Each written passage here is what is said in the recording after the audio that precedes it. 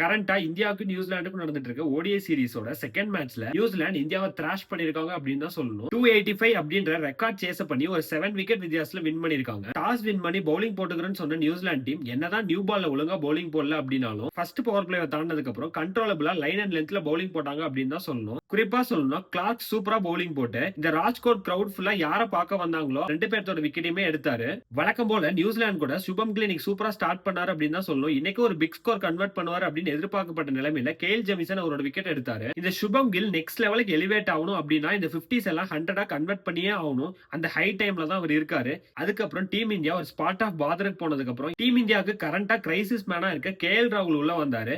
First Ravindra ஜடேஜாவோட ஒரு சூப்பரான partnership stitch பண்ணாரு. அதுக்கப்புறம் ஜடேஜா அவுட் ஆனதுக்கு அப்புறம் நிதிஷ்குமார் ரெட்டி கூட சேர்ந்து ஒரு நல்ல பார்ட்னர்ஷிப் ஸ்டிச் பண்ணி இந்தியா ஒரு ரீசனபிள் டோட்டல போஸ்ட் பண்ண வச்சாரு. இந்த ப்ராசஸ்ல அவரோட 100யுமே ஃபில் பண்ணாரு. ஒரு ஹை பிரஷர் சிச்சுவேஷன்ல வந்து சூப்பரான 100 அடிச்சிருக்காரு அப்படின்னு தான் சொல்லணும். லாஸ்ட் மேட்ச்மே டீம் இந்தியா ஒரு கொலாப்ஸ் நோக்கி போயிட்டு இருக்கும்போது அவர் மட்டும் ஒரு பக்கம் காமன் கம்போஸ்டா நின்று மேட்சையும் பினிஷ் பண்ணி கொடுத்தாரு. கேஎல் ராகுல் ஏன் எல்லாரும் இவ்வளவு ஹையா ரேட் பண்றாங்க அப்படின்றத கரண்டா நடந்துட்டு இருக்க எல்லா சீரீஸுமே ப்ரூவ் பண்ணிட்டு தான் இருக்காரு. லாஸ்ட் சீரீஸ்ல சவுத் ஆப்பிரிக்காவோட கேப்டன்சியுமே சூப்பரா பண்ணியிருந்தாரு. 285 ரன்ஸ் அப்படின்னு டார்கெட்டை சேஸ் பண்ண வந்த நியூசிலாந்து அவ்வளவு ஒன்றும் நல்ல ஓப்பனிங் ஸ்டார்ட் கொடுக்கும். இந்தியாவோட நியூ பால் பவுலிங் பேரான முகமது சிராஜும் ஹர்ஷித் ராணாவும் நல்லா தான் ஸ்டார்ட் பண்ணாங்க.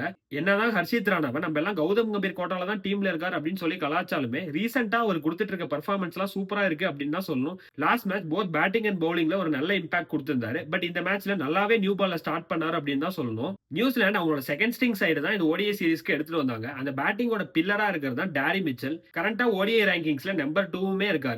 போன மேட்ச் அவர் கேட்ச விட்டதுனாலதான் மேட்ச தோத்துறாங்க அப்படின்ற ஒரு பேச்சுமே இருந்தது.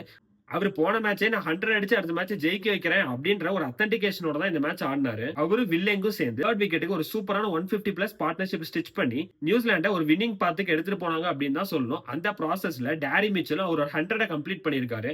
லாஸ்டா நியூசிலாந்து அவங்களோட ஹோம்ல ஆடின இங்கிலாந்து சீரீஸா இருக்கட்டும், வெஸ்ட் இண்டீஸ் சீரீஸா இருக்கட்டும், அந்த ரெண்டு சீரீஸ்லுமே அவர் நல்லா பெர்ஃபார்ம் பண்ணாரு அப்படின்னு தான் சொல்லணும். அவரோட குட் ஃபார்மை கண்டினியூ பண்ணிட்டு இருக்காரு. அது குறிப்பா சொல்லணும்னா சப்கான்டினென்ட்ல சூப்பராகவே ஆடினாரு. 2023 வேர்ல்டு கப் செமிஃபைனல்லையுமே இந்தியாவுக்கு அகேன்ஸ்டா மும்பைல ஒரு சூப்பரான ஒரு நாக் ஆடி இருந்தாரு. இதுல என்ன ஒரு விஷயம், நியூசிலாந்து எடுத்துட்டு வந்து ஒரு ஸ்பின் பவுலிங் அட்டாக்கே ஒரு second string spin bowling attack தான். ஈஸ்டோடி கிடையாது, மிச்சல் சாண்டனருமே கிடையாது. பட் இந்தியா சைட்லன்னு பார்த்தா இந்தியாவோட டாப் 2 ஸ்பின் பவுலர்ஸ் ஆடிட்டு இருக்காங்க. குல்தீப் யாதவா இருக்கட்டும், ரவீந்திர ஜடேஜாவா இருக்கட்டும்.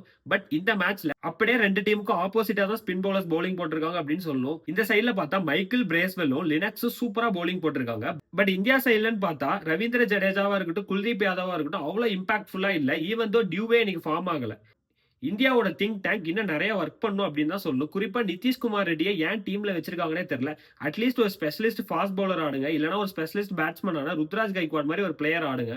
ஏன் இன்பிட்வீன்ல போய் ஸ்டக் ஆறீங்க அப்படின்னு தெரியல. நீங்க நிதிஷ்குமார் ரெட்டி ஆல்ரவுண்டரா தான் ஆடுறீங்க அப்படின்னா இன்னைக்கு 2 ஓவர்ஸ் மட்டும் தான் பவுலிங் போட்டிருக்காரு. நீங்க அவர் க்ரூம் பண்ணும் அப்படின்னு நினைக்கிறீங்கன்னா மோர் ஓவர்ஸ் பவுலிங் போட வைங்க. ஹர்திக் பாண்டியாக்கு டைரக்ட் ரீப்ளேஸ்மெண்டா இருப்பாரு அப்படின்னு நான் சொல்ல. ஆஸ்திரேலியால போய் டெஸ்ட் மேட்ச்ல ஒரு 100 அடிக்கிறதுன்ற சாதாரணமான விஷயம் கிடையாது. அதெல்லாம் அடிச்சிருக்காரு. பட் இந்த ஓடிஐ டீம்ல அவரோட பொசிஷன் என்ன அப்படின்றத அவருக்கு தெளிவா சொல்லுங்க. இந்த சீரியஸ் இப்போ 1-1 அப்படின்னு சூப்பரா பாய்ஸ்டா இருக்கு. ஜனவரி 18 அன்னைக்கு டிசைடர் நடக்க போகுது. அதுக்கு இந்தியாவோட பிளேயிங் 11 எப்படி இருக்கணும் நீங்க கமெண்ட்ஸ்ல சொல்லுங்க. இந்த மாதிரி கிரிக்கெட்டிங் இன்ஃபர்மேஷன்லாம் தெரிஞ்சுக்க சப்ஸ்கிரைப் பண்ணிக்கோங்க.